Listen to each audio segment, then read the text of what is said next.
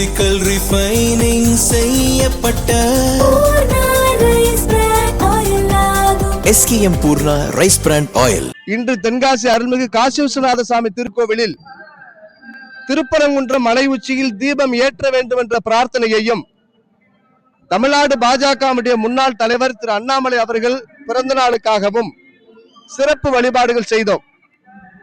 தென்காசியில் இருக்கக்கூடிய நம்முடைய அடியார்கள், இந்து இயக்கத்தவர்கள், சிவத்தொண்டு புரியக்கூடிய அடியார் பெருமக்களோடு பத்திரிகை சகோதரர்கள் சந்திப்பதில் பெருமை. வரலாற்று சிறப்பு மிக்க தென்காசி திருக்கோயில். இந்த கோவில் என்பது இறைவன் படைத்தது. இறைவன் படைத்த இந்த கோவிலுக்கு தொண்டு செய்யக்கூடியவர்கள், இந்த வழியாக இந்த பூசை மரபை காப்பாற்றக்கூடியவர்களை பாதங்களை என்னுடைய சிரசிலே தாங்குவேன் என்று இந்த கோவிலை கட்டிய ராஜா தன்னுடைய அகந்தையை அழித்து ஒழித்து இறை தொண்டு செய்வதற்காக தம் வாழ்க்கை அர்ப்பணிச்சவன். ஆனால் இந்த கோவிலில் இருக்கக்கூடிய செயல் அலுவலர் மதிப்பிற்குரிய அம்மையார் பொன்னி அவர்கள் இந்த கோவிலுடைய உரிமையாளர் போல நினைத்து கொண்டு அகந்தை மனப்பான்மையோடு அடியார் பெருமக்களை மனம் நோக செய்கிறார். எங்களுடைய வன்மையான கண்டனத்தை நாங்கள் பதிவு செய்கிறோம். தொடர்ந்து இந்த அம்மையார் இங்க இருக்கக்கூடிய அடியார்கள் தேவாரம் திருவாசகம் பாடுவதற்கு கட்டணம், விளக்கு பூசை செய்வதற்கு கட்டணம், இங்க இருக்கக்கூடிய பசுமாடுகளை காப்பதற்காக, நந்தவனத்தை பராமரிப்பதற்காக இருக்கக்கூடிய அடியார் பெருமக்களை அவதூறாக பேசுவது, இது சரியான மனப்போக்கு கிடையாது. ஆணவம் கலைந்து அடியார்களை தாங்கி சென்ற மன்னவன் கட்டிய இந்த கோவிலில் ஆணவத்தின் வடிவமாக இருக்கக்கூடிய பொன்னி அவர்களை இடமாற்றம் செய்ய வேண்டும் என்று மதிப்பிற்குரிய இணை ஆணையர் முன்னாள் அமைச்சர் சேகர்பாபு அவர்களுக்கு உதவியாளராக இருந்த இந்த பகுதி ஜேசி ரோசாலி அம்மையார் அவர்களிடம் கேட்டுக்கொள்கிறோம். கோவிலுக்கு வரக்கூடிய பக்தர்கள் மனசு சந்தோஷமா வர்றாங்க. ஒன்னொன்னுக்கு கட்டணம், எதுக்கு நாங்க கட்டணம்? இவங்களுக்கு சொல்லிக் கொடுக்கக்கூடிய முதல் பாடமே டோனர், ஸ்பான்சர். இந்த ரெண்டு வார்த்தை தவிர்த்து வேற தெரியாது. இந்த கோவில் கும்பாபிஷேகம் சமயத்தில் நடந்த ஊழல் குறித்து ஒரு சிறப்பு விசாரணை குழு ஏற்பாடு செய்ய வேண்டும். இந்த கோவிலில் பூசை செய்வதற்கு பூசகர்கள் சரியான நபர்கள் இல்லை, ஆட்கள் இல்லை, ஆட்கள் பற்றாக்குறை. கோவிலுக்கு உள்துறையில் வேலை செய்யக்கூடியதற்கு ஆட்கள் இல்லை, அதுக்கும் பற்றாக்குறை. ஆனால் இதையெல்லாம் சரி செய்வதை விட்டு கோவிலுக்கு உதவி செய்யக்கூடிய அடியார்கள் மீது அவதூறு பரப்புவது, எதேச்சரியான மனப்பான்மையோடு குத்தாட்டம் போடுவதெல்லாம் ஒரு அதிகாரிக்கு வேலை கிடையாது. மாண்புமிகு அமைச்சர் சகோதரர் ரமேஷ் அவர்கள் உடனடியாக இந்த அம்மையார் பொன்னி அவர்கள் மீது அடியார்களுக்கு கொடுத்த குற்றச்சாட்டை விசாரித்து உரிய நடவடிக்கை எடுக்க வேண்டும். இன்று திருப்பரங்குன்றத்தில் தீபம் ஏற்றக்கூடிய வழக்கு விசாரணைக்கு வந்தது. மதியம் மாண்புமிகு நீதிமன்றம் அரசு திருப்பரங்குன்றம் மலையில் தீபம் ஏற்றுவது குறித்தான அரசுடைய நிலைப்பாட்டை தெரிவிக்க வேண்டும் என்று தமிழ்நாடு அரசு சார்ந்த வழக்கறிஞர்களை கேட்டுக்கொண்டார்கள்.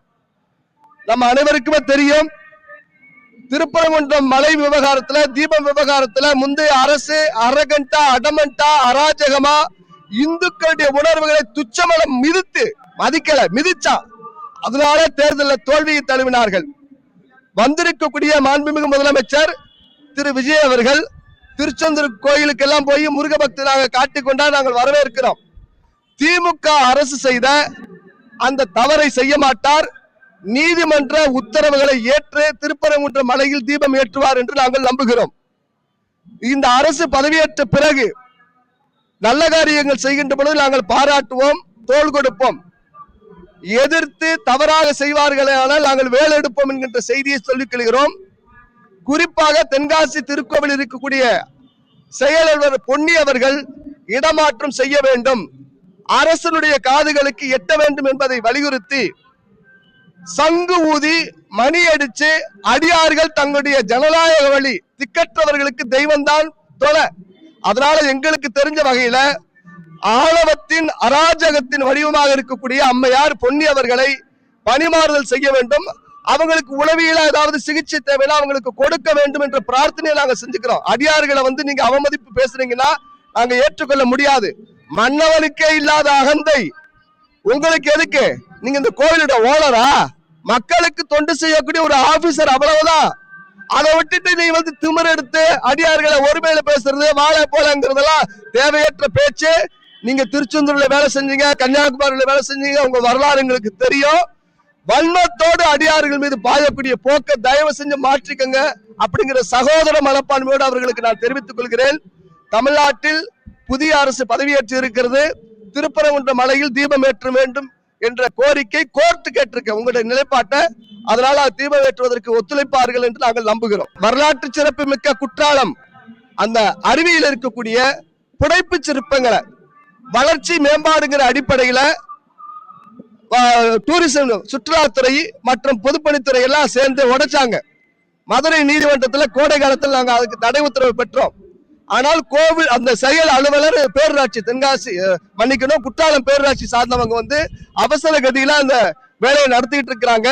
எங்களுக்கு என்ன கவலைன்னு சொன்னா, பெரிய பெரிய பாலங்கள் கட்டினதே திமுக அரசாங்கத்துல கட்டினதே பெரிய அருவியில அடிச்சுட்டு போயிருச்சு நதியில.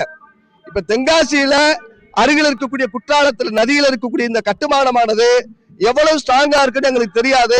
அதில் ஏதேனும் அசம்பாவிதங்களோ விரும்பத்தகாத செயல்களோ நடந்தால் அதற்கு முழுக்க முழுக்க குற்றாலம் பேரூராட்சியுடைய செயல் அலுவலர் கட்டுமான பொறியாளர்கள் தான் காரணமாக இருப்பாங்க.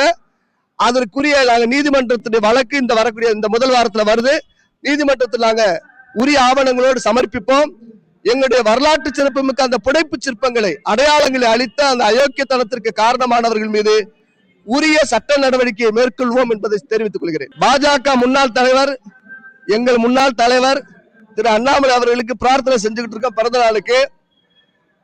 அவர் கட்சி தொடங்குவாரா தொடங்க மாட்டாராங்கிற வினா உங்களை போன்ற சகோதரர்கள் கேட்கறீங்க.